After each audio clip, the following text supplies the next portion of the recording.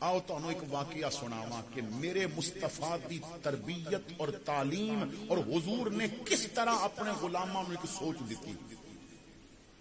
حضرت فاروق اعظم رضی اللہ تعالی عنہ فرماندے نے میں مسجد نبوی تو نماز پڑھ کے نکلیا،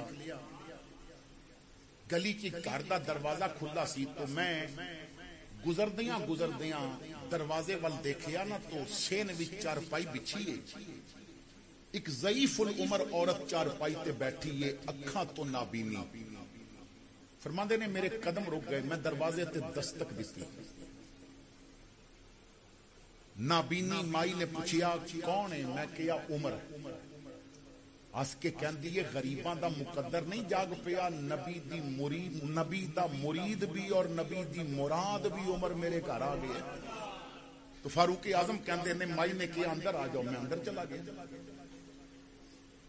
مائی دے کول ایک چارپائی تے بیٹھی سی، اودے کول چارپائی تے ایک پلیٹ پئی ہے جدے چ روٹی اور کھجور پئی ہے، قریب پانی دا گھڑا بھریا پیا ہے۔ مائی دے گھر وچ جھاڑو بڑا سوہنا جیا لگا ہوا ہے، کپڑے بڑے صاف۔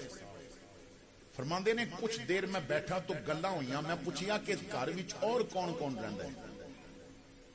انہیں آکھیا عمر خامد شہید ہو گیا ہے ایک جنگ دے اندر، اولاد مقدر وچ نہیں، بس میں تنے تنہا رہنی ہے۔ فاروق اعظم کہندے نے میں کہ اما تو تے اکھاں تو انی ہے، اگر تو اکیلی رہندی ہے تے پھر گھر وچ جھاڑو کون دیندا ہے؟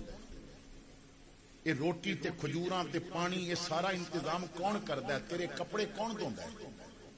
تو مائی نے کہا عمر جدوں دا خامد شہید ہویا ہے اس دن تو لے کے اج تک ہر روز راتی ایک بندہ میرے گھر ہوندا ہے، جھاڑو بھی دے دیندا ہے، پانی دا گھڑا بھی تازہ بھر کے دے جاندا ہے، روٹی کھجور بھی رکھ جاندا ہے، دوجے تیسرے دن نا مینوں کپڑے دھو کے بھی دے جاندا ہے، پر گل بات کدی ہوئی نہیں، میں جاندی نہیں وہ ہے کون ہے۔